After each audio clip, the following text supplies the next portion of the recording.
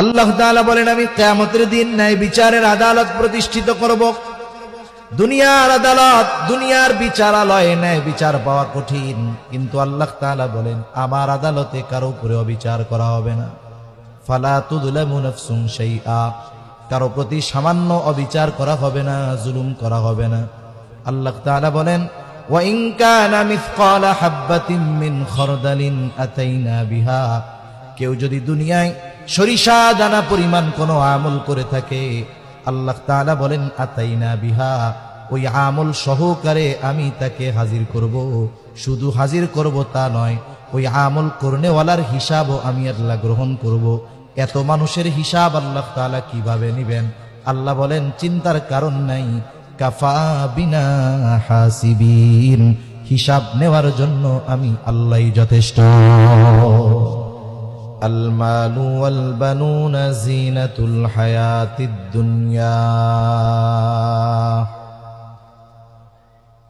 আল্লাহ রাব্বুল আলামিন বলেন, আল মালু ওয়াল বানুন, সম্পদ আর সন্তান, জিনাতুল হায়াতিদ দুনিয়া।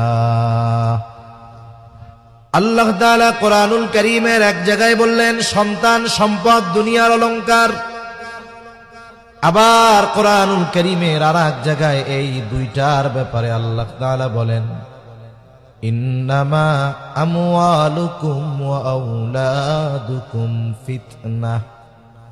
আল্লাহ তাআলা বলেন মাল সন্তান এটা হলো পরীক্ষা।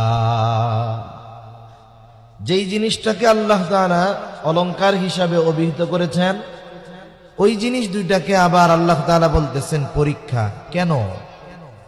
কারণ এই দুনিয়াতে যেই দম্পতির সন্তান নাই, যেই স্বামী স্ত্রীর সন্তান নাই, নিঃসন্তান, তাদের জিজ্ঞাসা করবেন, তাদের কাছে মনে হবে এই দুনিয়াটাই বৃথা।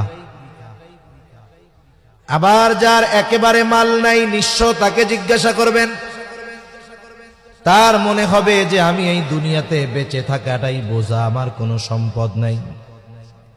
এই জন্য দুনিয়ায় সন্তানেরও দরকার, সম্পদেরও দরকার। আল্লাহ তাআলা অনেক সময় এই দুই নিয়ামত অনেককে দিয়ে পরীক্ষা করেন, না দিয়েও আল্লাহ তাআলা পরীক্ষা করেন। আবার আল্লাহ তাআলা দেখতে চায় সন্তান নামক নিয়ামত পেয়ে আমি আল্লাহকে ভুলে যায় কিনা। সন্তান নামক এই নিয়ামত পেয়ে আমি আল্লাহর সাথে নাফরমানি করে কিনা। সন্তানের মায়ায় সন্তানকে ভালোবাসতে গিয়ে আমি আল্লাহ তাআলার ভালোবাসা থেকে দূরে